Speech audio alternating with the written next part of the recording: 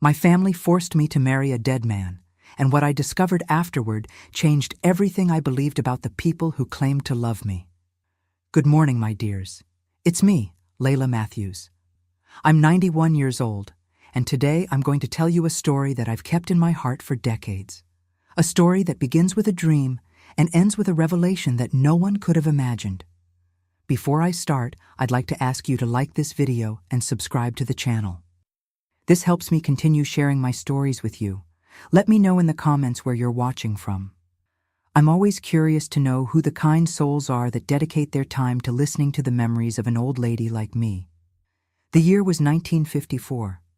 I was only 18 years old and lived with my family on a small property in rural Kentucky near the Appalachian region. Our life was simple, not to say impoverished. My father, Mr. Joseph Matthews, was a hard-working man who cultivated a small piece of land. My mother, Mrs. Margaret Matthews, took care of me and my 4 younger siblings. That year, a terrible drought devastated our region. The crops died, the animals got sick, and to complete our misfortune, my father contracted a fever that left him bedridden for weeks. The doctor from town said he needed expensive medicine, and our family sank into debt with the general store, the pharmacy, neighbors, with anyone who could lend us money to survive. I saw desperation in my mother's eyes every morning, saw how she hid her tears while preparing a thin porridge that had to feed 7 mouths, saw how my father withered a little more each day, not only from illness, but from the shame of not being able to support his family. I remember it as if it were yesterday. It was a Tuesday. The sun was already setting. I was returning from the river where I had gone to wash clothes for a wealthy family in town, one of the many jobs I did to try to bring home a few coins. Upon arrival, I noticed something different. My parents were sitting at the kitchen table, and for the first time in months, they were smiling. "Layla, come here, child," called my mother with an expression that mixed relief and a strange anxiety. I sat with them, exhausted from the nearly 2-hour walk from the river to our house, carrying bundles of wet clothes. "God has heard our prayers, my daughter," said my father, his voice weak but with a sparkle in his eyes that I hadn't seen in a long time. Mr. Montgomery, owner of the largest lands in the region, was here today. My eyes widened. The Montgomerys were practically legends in our region, owners of farms, businesses, and they even said they had influence in the state capital's politics.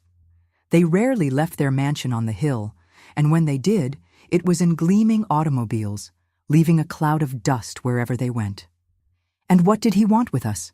I asked, unable to imagine what such a powerful man would be doing in our humble home. My mother held my hands on the table. Her hands were calloused from so much work, but at that moment they trembled with emotion. "Daughter, his son, Isaac Montgomery, has asked for your hand in marriage." I was speechless. Isaac Montgomery, the man everyone in town spoke of with reverence. They said he had studied in New York City, that he spoke foreign languages, that he wore fine clothes imported from Europe. How could he want to marry me, a simple country girl who barely knew how to read and write? "But I've never even seen him," I stammered in confusion. "He saw you, my daughter," replied my mother, "at the Easter service.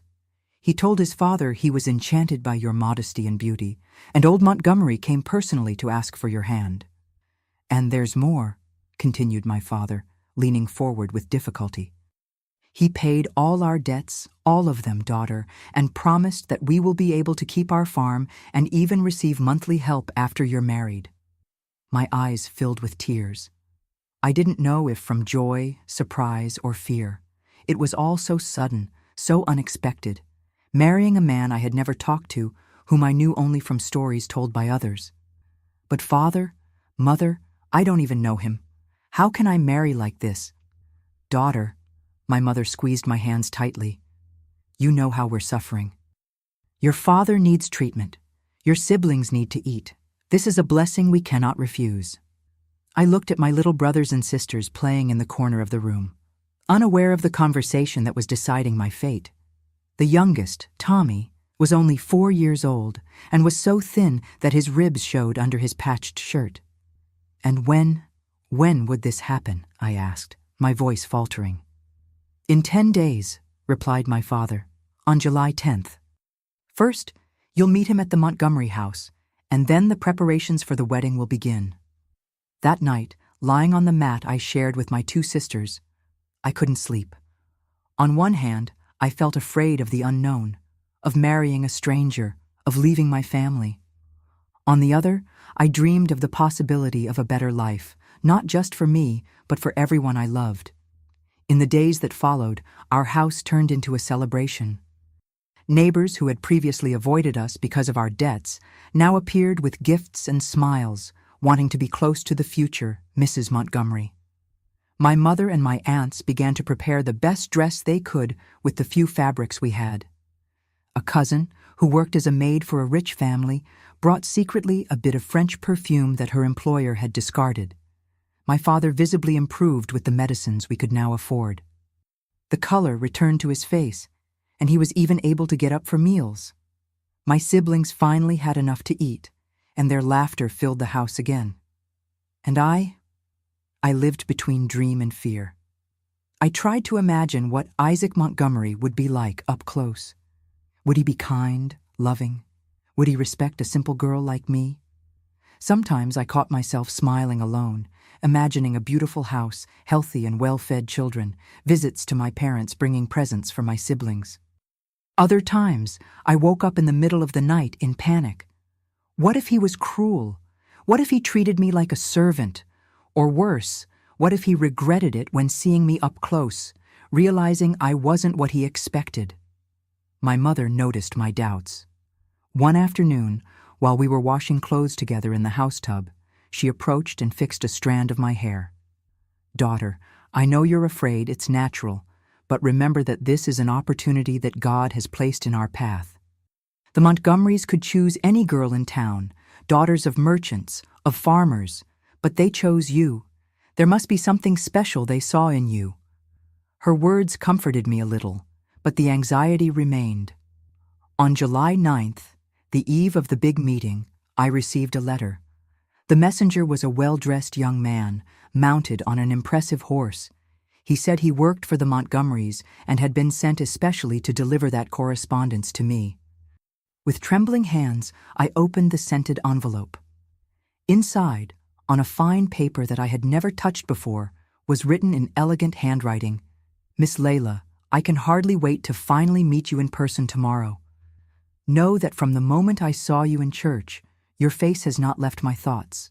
I promise to do everything to be a good husband and to ensure that your family never lacks for anything. Until tomorrow, Isaac Montgomery." That letter was like a balm for my troubled heart. The words were kind, respectful. Maybe everything would work out after all. I showed the letter to my mother, who cried with emotion. My father read it aloud to the neighbors who came to visit, as proud as I had ever seen him. The morning of July 10th dawned with a blue sky without clouds, like a promise of better days. I dressed with the greatest care. The dress that my aunts had sewn was simple, but the most beautiful I had ever worn. It was light blue, with small details embroidered on the neckline. My mother combed my long black hair and tied it with a ribbon that she had kept from her own wedding. "You look beautiful, my daughter," she said with tears in her eyes. "You will capture his heart once and for all." At noon, a black and gleaming automobile stopped in front of our house. The driver, a middle-aged man wearing an impeccable uniform, got out and announced that he had come to pick me up for the meeting with my future fiancé. My heart was beating so hard, I thought everyone could hear it. I hugged my parents and siblings, promised I would return soon to tell all the details, and entered the most luxurious automobile I had ever seen in my life. During the journey to the Montgomery mansion, I observed the familiar landscapes of my town through the window with new eyes, the small houses, the stores, the church. Everything seemed smaller now, as if I were already saying goodbye to that world. When we finally arrived at the Montgomery property, I was breathless. The mansion was even more imposing than they said. A 2-story building with columns at the entrance, surrounded by immaculately maintained gardens. Uniformed employees walked hurriedly along the stone paths. The driver led me to the entrance, where an elegant woman awaited me. It was Mrs. Esther Montgomery, my future mother-in-law. Tall, thin, with impeccably arranged gray hair and wearing jewelry that sparkled in the sun, she analyzed me from top to bottom when I got out of the car. "So you are Layla," she said with a smile that didn't reach her eyes. "Welcome to our home. Isaac is anxious to see you." I swallowed hard and thanked her with a thin voice.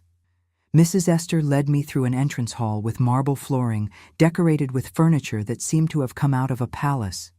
Huge paintings covered the walls, depicting people I imagined to be ancestors of the Montgomerys.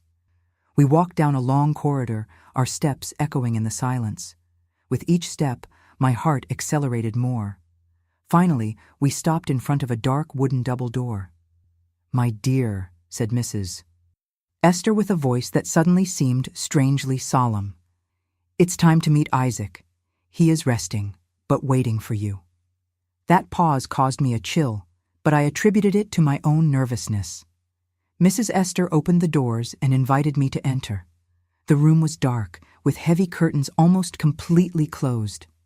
Only a few candles illuminated the environment, creating dancing shadows on the walls. In the center of the room was something that at first I couldn't distinguish. When my eyes adjusted to the dim light, my blood froze. There, on a table covered with a black cloth, was an open coffin, and inside it, my knees weakened and the world began to spin around me. Inside the coffin, dressed in an impeccable suit and with hands crossed over his chest, was a man, a dead man. "Isaac is waiting for his bride," said Mrs. Esther behind me, her voice now cold as ice. "Won't you greet your future husband?" And it was at that moment that I understood. The man I was going to marry was already dead. I don't know how long I stood there paralyzed, looking at the lifeless body of Isaac Montgomery. My thoughts jumbled as I tried to understand what was happening. I felt the ground disappear beneath my feet, and everything went dark. When I regained my senses, I was lying on a sofa in another room in the mansion. Mrs. Esther was sitting near me, along with an elderly man, who I later discovered was Colonel Montgomery, Isaac's father. I tried to get up, but my body seemed made of lead. "Calm down, girl," said Colonel Montgomery. His voice was as rough as gravel. "I know you must be frightened, but everything has an explanation."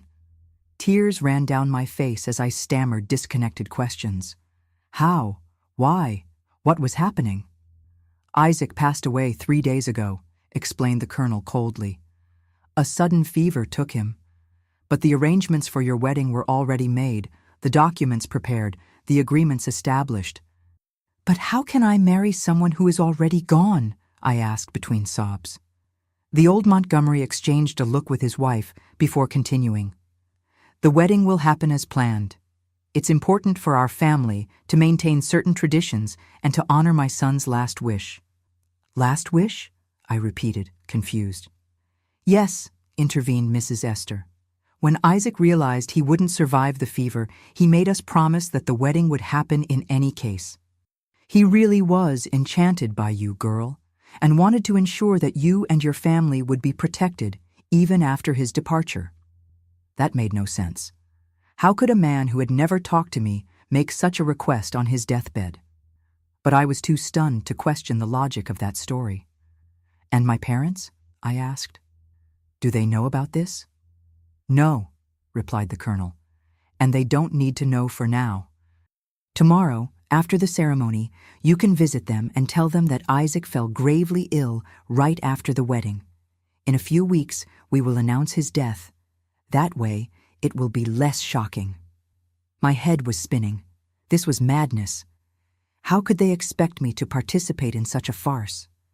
"I can't do this," I said, trying to stand up. "I need to go home. My parents must be worried." Colonel Montgomery held my arm with surprising strength for a man of his age. His eyes, previously indifferent, now burned with an intensity that made me freeze. "Listen well, girl. Your family now owes more than $10,000 to me. Money that I paid to save your father, feed your siblings, secure your roof. If you refuse this arrangement, I will not only demand every cent immediately, but I will make sure your father never finds work in this county again. Understood? My entire body was trembling. I knew well the influence of the Montgomerys. If they wanted, they could destroy my family. Dad was still weak. Mom couldn't support everyone alone, and my siblings were still too young. Please, I begged, at least let me talk to my parents, explain what happened. Impossible, cut off Mrs. Esther. The ceremony will be at midnight. Afterwards, when everything is resolved, you can visit them briefly, under our supervision. The hours that followed were a blur of horror and despair. I was taken to a room where two silent maids helped me dress in a black bridal outfit, as if I were already in mourning. My hair was tied in a severe bun, covered by a black veil. While they prepared me, I cried silently, begging God to wake me from that nightmare. But it wasn't a dream, it was real, terribly real. At midnight, as promised, I was led to the private chapel on the property. It was a small, ancient building, illuminated only by candles that projected dancing shadows on the stone walls. At the altar, Isaac's coffin was already positioned, open, displaying its occupant as in a morbid exposition. An elderly and trembling priest awaited with an indecipherable expression. Around, only about a dozen people, presumably relatives of the Montgomerys, all with faces and gazes that avoided mine. The ceremony was short and surreal. I vaguely remember repeating words they told me to say, of a ring being placed on my finger. I remember the sweet and nauseating odor that emanated from the coffin, the serene and artificial expression of the dead man they now called my husband. At some point, the priest declared us husband and wife. There was a brief silence, and then Colonel Montgomery approached me. "Now you are Layla Montgomery," he said in a low voice. "A respectable widow who will have everything she needs as long as she honors our agreement and keeps up appearances." After the macabre ceremony, I was led to a room at the back of the mansion. It was a simple room compared to the rest of the house, but still more luxurious than any place I had ever slept. There was a canopied bed, a dark wood wardrobe, a dressing table with an oval mirror, and a small window that overlooked the back garden. "This will be your room," informed Mrs. Esther. "Tomorrow, we will discuss your responsibilities as the widow of my son." She left, locking the door from the outside. I was left alone with my despair, crying until I had no more tears, praying until the words lost meaning. I didn't sleep that night. How could I? Each time I closed my eyes, I saw the pale face of Isaac Montgomery, smelled the odor of the coffin, heard the threatening words of the colonel. The next morning, Mrs. Esther entered the room with two maids who carried a tray with breakfast and several pieces of black clothing. "From today on, you will wear only mourning clothes," she declared, "as is appropriate for a widow. This afternoon, we will allow you to briefly visit your parents to explain the situation as we agreed. You will say that you married Isaac yesterday and that today he woke up very sick with the same fever that had been afflicting him for days." For how long will I need to lie?" I asked, my voice hoarse from so much crying. 2 weeks will be sufficient. Then we will officially announce my son's death. You will continue living here as his widow, receive a small allowance, and we will ensure that your family continues receiving assistance as promised." That afternoon, as promised, I was taken to my parents' house. Colonel Montgomery made a point of accompanying me to ensure I would follow the agreed script. The happiness on my parents' faces, when they opened the door for me, quickly turned to concern when they noticed my dark clothes and my worn face. Before they could ask questions, the colonel spoke up, explaining that his son had fallen gravely ill right after the wedding ceremony. "It's a mysterious fever," he said with false sadness. "The doctors are doing their best, but I fear the worst." I brought Layla for a brief visit as she was very anxious to see her family. My mother hugged me tightly, whispering words of comfort. My father shook the colonel's hand, thanking him for taking care of me and offering prayers for Isaac's recovery. My little siblings surrounded me, showing me the small presents they had bought with the money they now had. A new top, a mended dress, notebooks for school. It was the most painful visit of my life. Every hopeful smile, every word of gratitude was like a knife in my chest. I was betraying the trust of the people I loved most, participating in a cruel lie. But what choice did I have? During the visit, I noticed how my father seemed healthier, how the house now had food in the pantry, how my siblings looked cleaner and better fed. The price of their security was my freedom, and at that moment, I decided I would pay that price, however high it might be. 2 weeks later, as promised, the news of Isaac Montgomery's death was announced. There was a large public funeral with the coffin now closed due to the progression of the disease, they explained. The entire town came to pay their condolences. I was there, dressed in black from head to toe, playing the role of the inconsolable widow. My parents and siblings cried at the loss of a son-in-law and brother-in-law they had barely known. They embraced me, offering comfort, saying I could return home if I wanted. But Colonel Montgomery quickly intervened, informing everyone that I would remain in the mansion, as was appropriate for the widow of his only son. "She will be like a daughter to us now," he said with a smile that only I knew was false. "We will take care of her as Isaac would have wanted." And so began my life as the Montgomery widow. I was 18 years old, had never been truly married, and now was trapped in a farce I didn't completely understand. I was a prisoner in a golden cage, living with people who treated me sometimes with indifference, sometimes with poorly disguised contempt. My days followed a rigid and lonely routine. I woke early, had breakfast alone in my room, then spent hours in the mansion's library, where I tried to improve my reading, one of the few activities allowed to me. Sometimes, when Mrs. Esther traveled, which happened frequently, I discreetly explored the less visited corners of the house, always alert not to be discovered. I was permitted to visit my family once a month, always accompanied by a trusted employee of the Montgomerys. These visits were my only consolation, my only connection to the life I had left behind. As the months passed, I noticed strange behaviors in the mansion. Unknown men arrived for secret meetings with the colonel. Documents were quickly hidden when I entered a room. Conversations were abruptly interrupted in my presence. Something obscure was happening in that house, something that went beyond the farce of my marriage. One night, almost 6 months after my arrival at the mansion, I heard a heated discussion coming from the colonel's office. It wasn't my habit to listen behind doors, but something in the urgency of the voices attracted me. "The documents need to be renewed," said an unknown voice. "His signature won't serve us forever." "That's why we arranged the girl," replied the colonel. "Her signature as a widow is almost as good as his." "And she doesn't suspect anything?" "She's an ignorant country girl," replied the colonel with a bitter laugh. "She thinks we're doing all this because of family tradition. As long as her family continues receiving money, she'll continue obeying."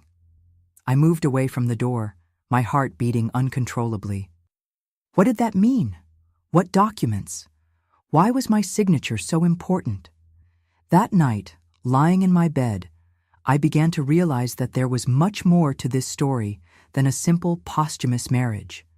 Something dark was hiding behind the walls of that mansion. Something that involved money, power, and secrets. And I, without knowing, had become a fundamental piece in this shadowy game. That's when I decided that if I was condemned to live in that golden prison, at least I would discover the truth. I needed to understand why the Montgomerys had chosen me, why they had insisted so much on marrying me to a man who was already dead, and perhaps find in that truth a way to recover my freedom. What I didn't know was that the truth would be even more shocking and disturbing than I could have imagined, and that upon discovering it, my life would change forever.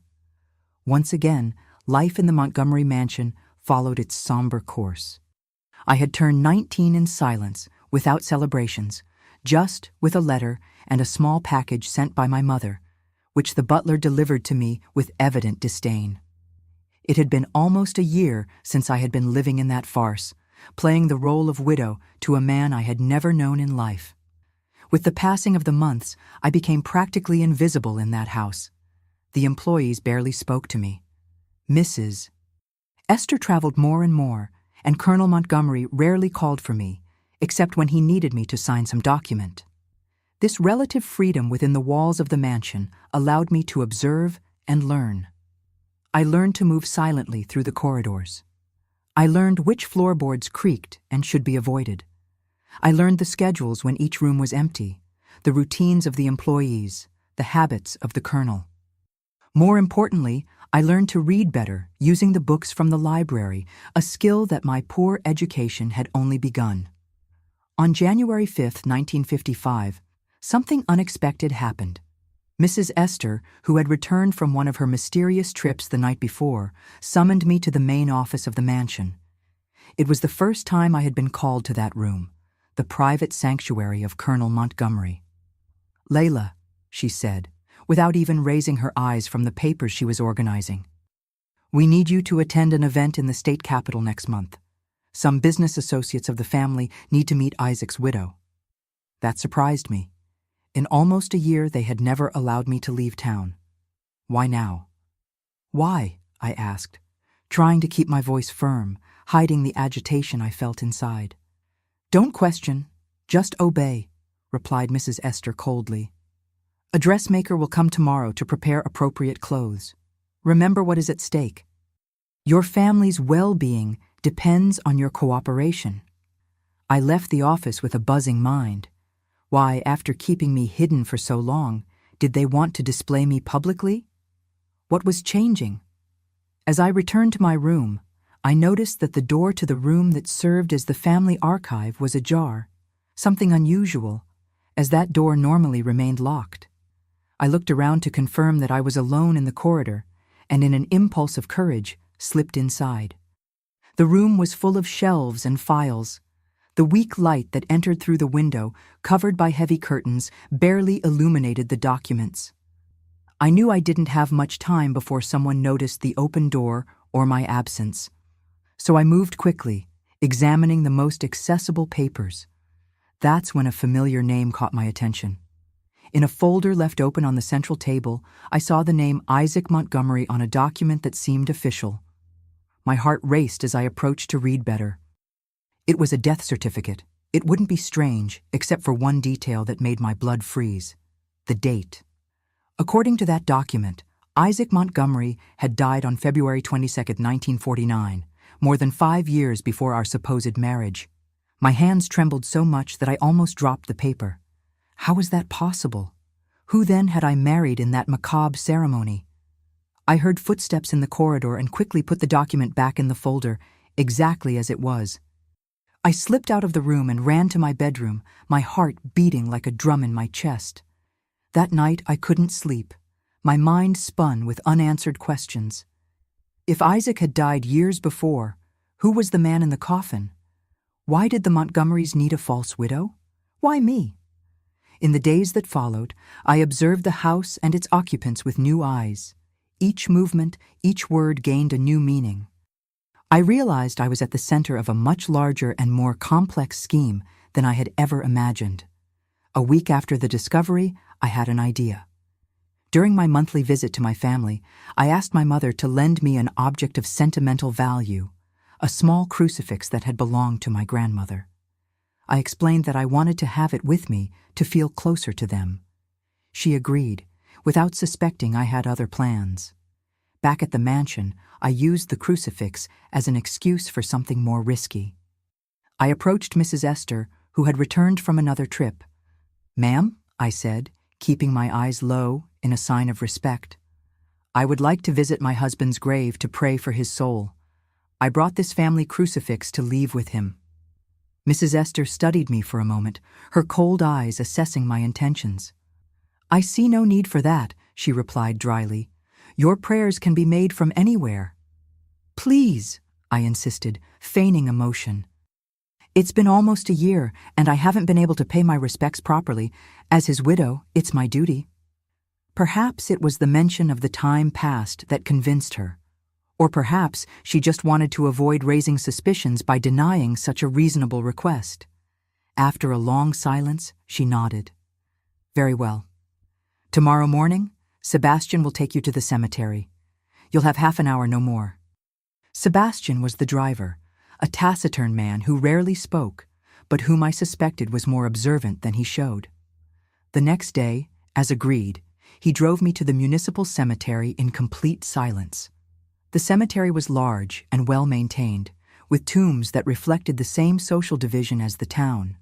Sumptuous mausoleums of rich families in the central area and simple graves on the edges. Sebastian led me directly to the Montgomery family mausoleum, an imposing marble construction with carved angels guarding the entrance. "I'll wait here outside," he said, his first comment since we had left the mansion.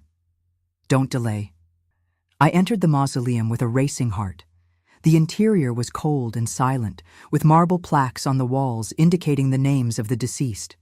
I quickly went through them until finding the one I was looking for. Isaac Montgomery, 1920–1949. There it was, in marble and gold, the confirmation of what I had seen in the document. The real Isaac Montgomery had indeed died 5 years before our fake wedding. I observed the date more carefully. Deceased on February 22, 1949, in New York City. So he really had studied there, as the story said. But what had happened? I examined the plaque for more information, but there were no details about the cause of death. Beside the plaque was a framed photograph. I approached to better see the face of the man I had supposedly married. He was a young man with delicate features, with light eyes and a serious expression. Nothing like the corpse in the coffin during our wedding ceremony. I left the mausoleum deeply shaken, but determined to unravel this mystery. Sebastian observed me with curiosity when I returned before the agreed time, but didn't ask questions. Back at the mansion, I concentrated my efforts on finding more clues. The visit to the capital, mentioned by Mrs. Esther, would be in 2 weeks, and I had the feeling it was related to the Montgomery's scheme. One afternoon, when I knew the Colonel would be away at one of his meetings in town and Mrs. Esther was resting in her quarters after lunch, I risked exploring the archive room again. This time, I went straight to the drawers marked with the years 1949 and 1950, looking for any document related to Isaac's death. In a yellowed folder, I found newspaper clippings from New York City. One of them briefly reported the death of a young law student, son of an influential family from the interior, in an automobile accident. The name wasn't mentioned in the clipping I was holding, but the date coincided. I kept searching and found something even more revealing. A letter from a lawyer in New York City addressed to Colonel Montgomery, dated March 1949. The letter mentioned the regrettable accident and discussed the legal procedures for the transfer of properties and investments that were in Isaac's name. One paragraph in particular caught my attention. As we discussed, the absence of a direct heir significantly complicates the situation. The third-degree cousins from the maternal family could contest the will if they learn of the existence of the assets in New York. I recommend proceeding as per our previous conversation to prevent the properties from leaving the family's control. That letter began to clarify the puzzle. Without direct heirs, part of Isaac's fortune could pass to distant relatives. The Montgomerys were trying to avoid this at all costs, but it still didn't explain why they needed me or why they maintained the farce that Isaac was alive for so long after his death. The answer came a few days later, when I found a semi-hidden document in an accounting book in the library, a place I frequented regularly without raising suspicions. It was a legal agreement, complex, that mentioned various properties and investments that generated substantial income. The document had a specific clause that made everything make sense. The aforementioned properties and investments will remain under the exclusive administration of the holder until his death, when they will pass entirely to his spouse, or, in the absence thereof, will be divided among the legal heirs, as established in the Civil Code. Finally, I understood. Isaac's most valuable properties and investments had a special condition. They could only remain entirely with the Montgomery family if he had a spouse. Without a wife, the assets would be divided among other heirs. The Montgomerys had kept Isaac's death a secret for years, probably forging his signature on documents to continue controlling his properties. But this strategy had limits. At some point, Isaac's physical absence would raise suspicions, They needed a more permanent solution. And that solution was me, an official widow, legally documented, who could sign papers and represent their interests without questioning. A poor girl without formal education, grateful for the financial help to her family, who wouldn't understand the legal aspects of what was happening. The scheme was as cruel as it was brilliant. They never needed a marriage, they needed a widow. And to have a legitimate widow, they needed a documented marriage, even if with a corpse. On January 20th, 1955, I found the final confirmation of my suspicions. Mrs. Esther had gone out for preparations for the trip, and the Colonel was at his farm on the outskirts of town. With the house practically empty, I risked entering the main office. In a locked drawer that I managed to open with a hairpin, a skill I learned by secretly observing one of the employees, I found a complete dossier on me. There were detailed notes about how they found me, why they chose me, and plans for the future. A handwritten note from the Colonel said, "The girl Layla is perfect, large and indebted family, no influential connections, minimal education, presentable appearance for social events when necessary. Her signature as Isaac's widow will give us legal control over the New York assets for at least 2 more decades if we manage the situation properly." Another more recent note mentioned the imminent trip, necessary to present the widow to the New York partners. 5 years is enough time that no one will question discrepancies in appearance or behavior in relation to the real Isaac. At that moment, sitting in the office of the man who had so cruelly manipulated my life, I made a decision. I would no longer be a piece in the Montgomery's game. I would find a way to escape and expose the truth, but I needed to be cautious. One false move could not only ruin my chances, but also put my family in danger. I needed a careful plan, and above all, evidence I could take with me. The trip to New York City would be in 10 days. It would be my only chance to escape the Montgomerys' control, and finally, reclaim my freedom. Methodically and carefully, I began to prepare my escape, knowing I would face the greatest challenge of my young life. That night, as I mentally organized my next steps, I looked at my grandmother's crucifix and made a silent promise.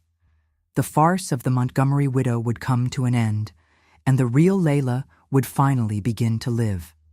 The 10 days leading up to the trip to New York City were the longest and tensest of my life.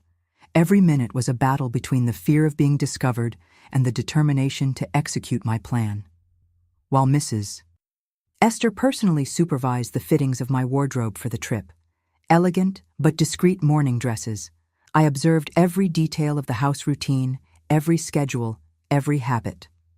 At night, when everyone was asleep, I worked silently in my room, using a small blade I had pilfered from the kitchen. I carefully undid the hem of one of my simplest dresses, creating a secret compartment where I hid the most important documents I had found. Isaac's original death certificate, newspaper clippings about his death, and the incriminating letter detailing the Montgomerys' plan. I also needed money. Without resources, my escape would be short-lived and unsuccessful. Luckily, I discovered that Mrs. Esther kept a small amount in her desk for household expenses. Over several days, I subtracted small amounts, not enough to be noticed immediately, but which added together would give me some survival time. The hardest part was thinking about my family. I knew that once I disappeared, the Montgomerys would probably cut off financial aid to my parents. This idea tormented me, but I also understood that remaining in that farce would mean a lifetime of servitude. If I managed to expose the truth and obtain justice, perhaps I could help them in another way. On the eve of the trip, when preparations were almost complete, I asked permission to visit my family one last time before departing. Surprisingly, the Colonel agreed, perhaps to maintain the appearance of normality. "Just remember," he warned as I left, "not a word about the real destination of the trip. Just say you're visiting distant relatives of Isaac to resolve inheritance matters." That visit was especially painful. My parents were so proud of me. The daughter who had married a rich man, and even after his tragic death, continued being respected by his family. My mother cried as she hugged me, saying how elegant I looked in my fine clothes, even if they were mourning ones. My father, now fully recovered from his illness, showed me the improvements he had made to the house with the Montgomerys' money. My siblings, all in school now, animatedly told me about their studies. The youngest, Tommy, who barely spoke when I left, now ran around the house reciting the numbers he had learned. It was a scene of simple prosperity, a happiness that I had helped provide with my sacrifice. How could I tell them that everything had been built on a lie? How could I explain that soon this security might disappear? I couldn't. Instead, I hugged each one long, keeping their faces in my memory, praying they would forgive me when they knew the truth. "I'll be back in 2 weeks," I lied, hating myself for it, but knowing it was necessary. "Take care. I love you all more than anything." On the morning of January 25th, 1955, we left for the capital. We were a small group, myself, Mrs. Esther, Colonel Montgomery, and 2 trusted employees. The train journey was silent and tense. I watched through the window as the landscapes of my native land disappeared, feeling a mixture of fear and hope for the unknown that awaited me. New York City was more impressive than anything I could have imagined. The tall buildings, the busy streets, the immense cityscape. Everything seemed from another world for a country girl like me. We went directly to an elegant hotel where we occupied an entire suite. For the first time, I was publicly presented as Mrs. Layla Montgomery, widow of our dear Isaac. The meeting with the partners was scheduled for the next day. That night, while Mrs. Esther and the Colonel dined in the hotel restaurant, I asked to stay in the room, claiming a strong headache. It was the moment I had been waiting for. As soon as I was alone, I changed from the mourning dress to a simpler, more discreet one that I had hidden in my luggage. I put the money and documents in a small purse. I hesitated for a moment before the mirror. I was about to leap into the unknown in a huge city I had never known. But the face that stared back at me in the reflection was no longer that of the naive 18-year-old girl, but of a woman determined to reclaim her life. I left through the hotel's back door, quickly blending with the crowd in the streets. My first objective was to find the nearest police station and report everything. But after walking a few blocks, I reconsidered. The Montgomerys were powerful. Who would believe me? A country girl without connections against one of the most influential families in the state. I needed help, someone with enough authority to confront the Montgomerys.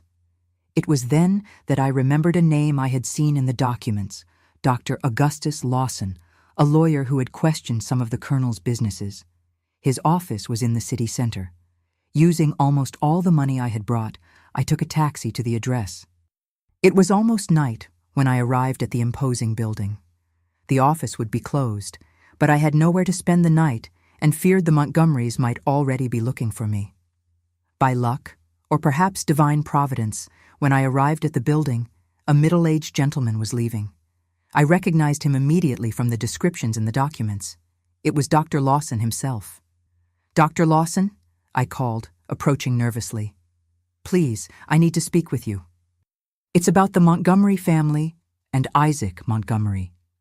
He looked at me with surprise and caution. "And who might you be, miss?" "My name is Layla Matthews, although they force me to use the name Montgomery. I am supposedly the wife of Isaac Montgomery." His expression changed from caution to shock. "That's impossible. Isaac Montgomery died almost 6 years ago." "I know," I replied, pulling the documents from my purse. "And I have evidence of all the fraud that the Montgomerys planned using my name." Dr. Lawson studied me for a moment, then checked his watch. "Come into my office, Ms. Matthews. I think we have much to discuss."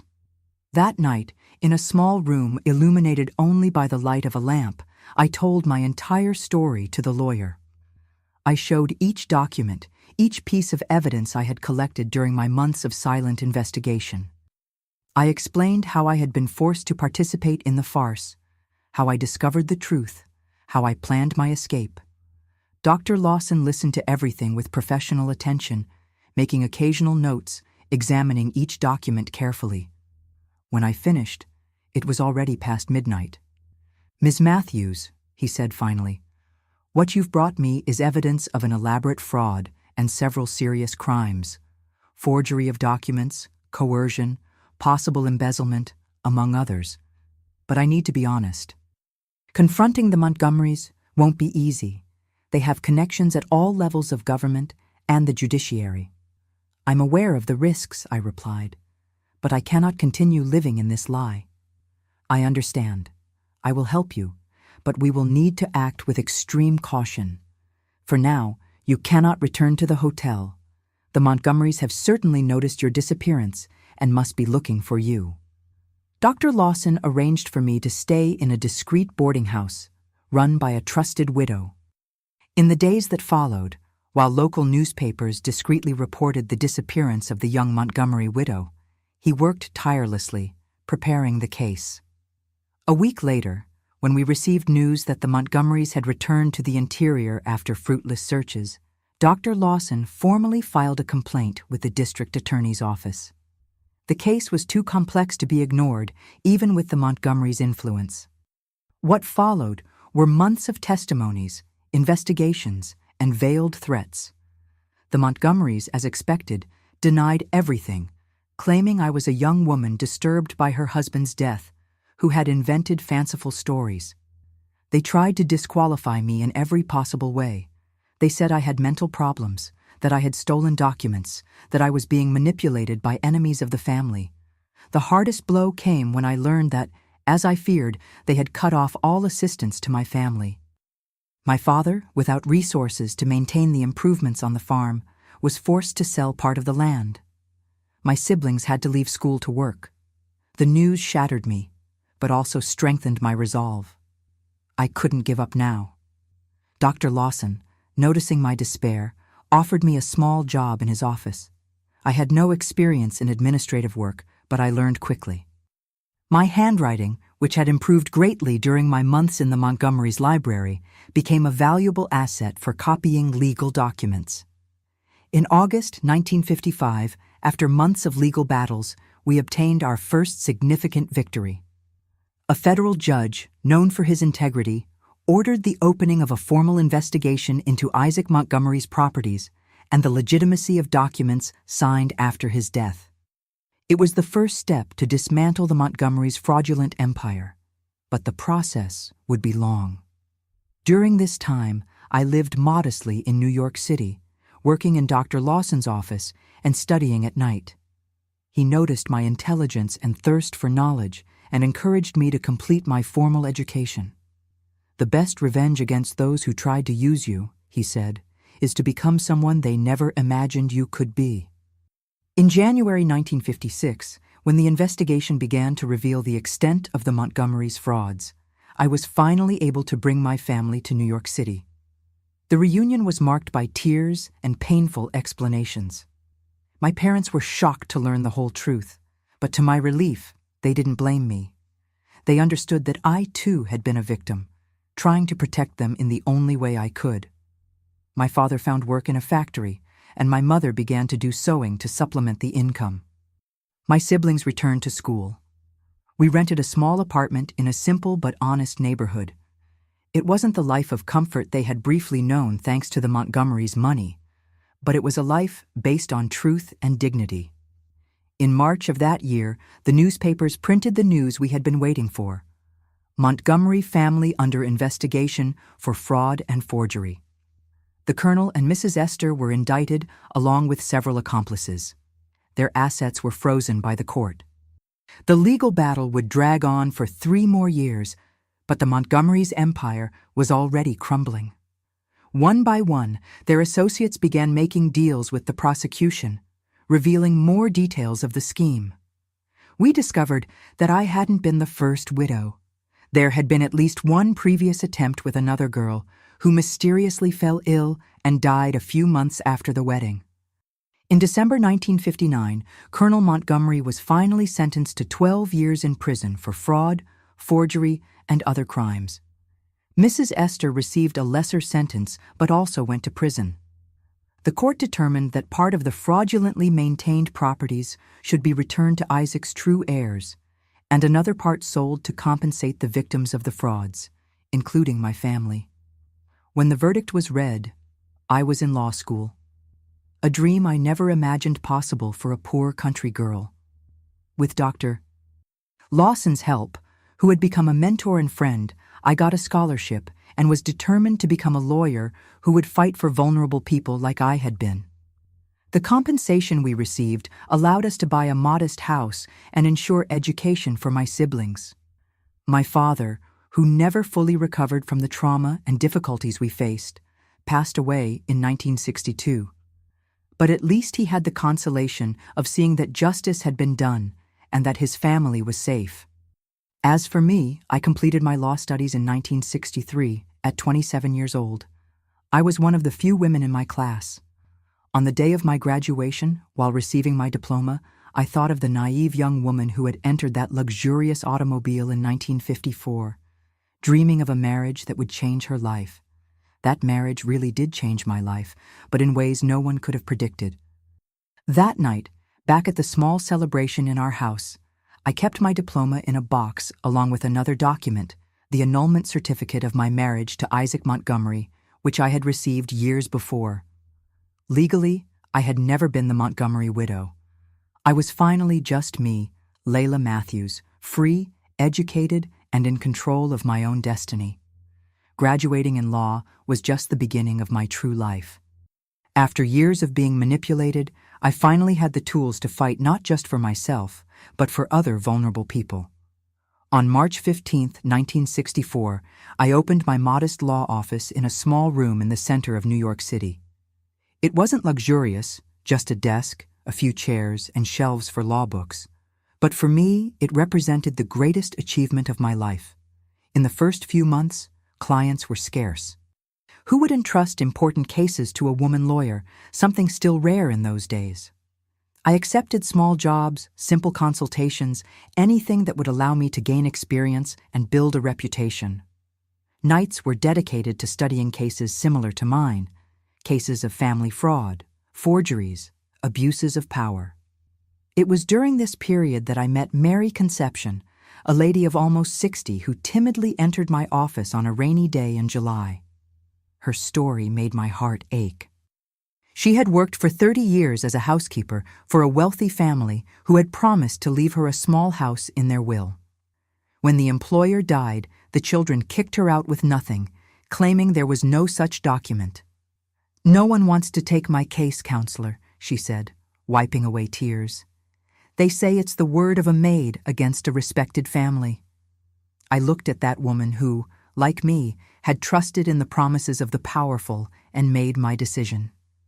"I'll take your case, Mrs. Mary, and I won't give up until we get justice." For 6 months, I worked tirelessly, gathering witnesses, former employees, neighbors who had heard the deceased mention his desire to compensate Mary's loyalty. We faced postponements, intimidation attempts, offers of miserable settlements. We refused them all. In February 1965, when the judge ruled in Mary's favor, granting her not only the promised house, but also compensation for moral damages, I realized my true vocation. I would not just be a lawyer, but an advocate for those who, like me, had been victims of people who abused their power and position.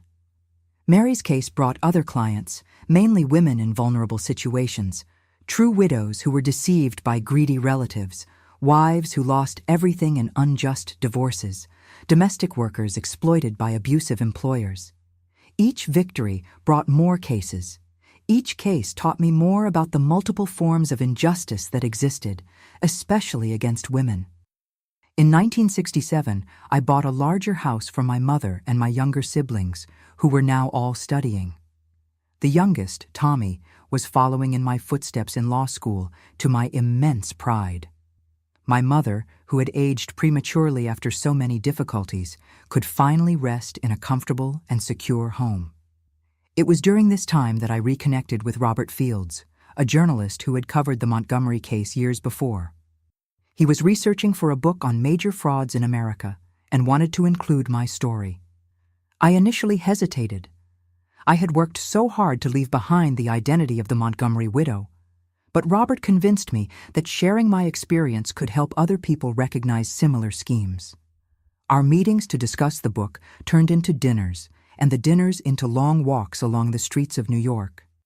At 32, I, who had sworn never to trust a man again after the Montgomerys' manipulation, found myself falling in love with this man with a gentle gaze and firm principles. On December 20th, 1968, we married in a simple ceremony, only with close family and friends.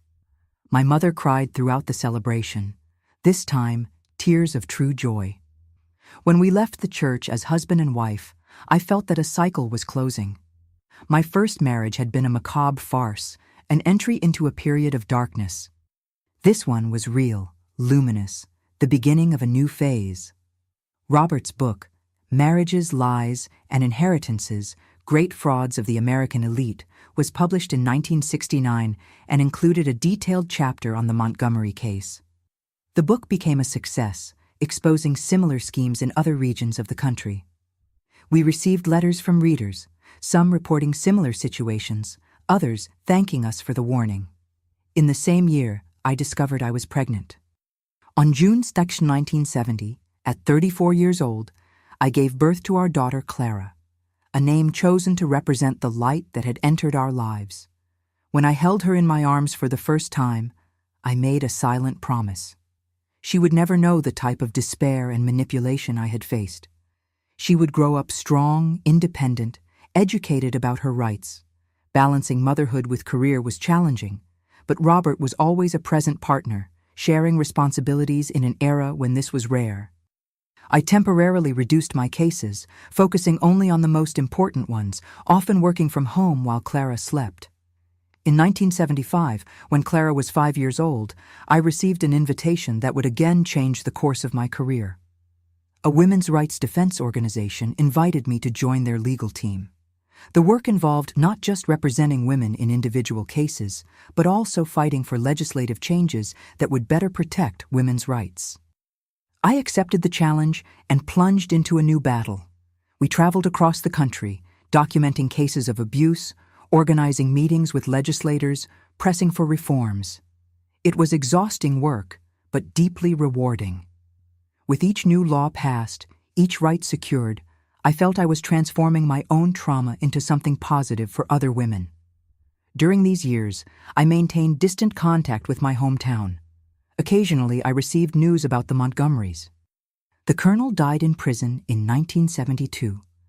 Mrs. Esther, after serving her reduced sentence, ended her days in a simple house on the outskirts of the town, abandoned by former friends and associates. The mansion, where I lived as a prisoner, was sold to pay debts and compensation and later transformed into a county museum. In 1980, when I turned 44, I returned to my hometown for the first time since my escape, accompanied by Robert and Clara, now a curious and intelligent teenager. It was a visit loaded with emotions. The town had changed, grown, modernized. Few remembered the Montgomery case, and even fewer recognized in me the young woman who had disappeared decades ago. We visited the municipal cemetery where the Montgomery family mausoleum remained, now in a state of abandonment. Before Isaac's plaque, the man I never knew, but who had so much influence in my life, I felt not anger, but a strange peace. He too had been, in a way, a victim, his death used as a tool in a cruel scheme. "Who was he, Mom?" asked Clara, observing the date on the tombstone. "Someone whose name was used to imprison me," I replied, "but who ironically ended up freeing me for the life I have today." In the decades that followed, I continued my work as a lawyer and activist, even as my hair began to whiten and wrinkles marked my face. Clara followed her own path, graduated in journalism like her father, married, gave me grandchildren who grew up hearing softened versions of my story appropriate for their ages. Robert and I grew old together, sharing a life of purpose and genuine love, something that the young Layla never imagined she would find after the traumatic experience with the Montgomerys.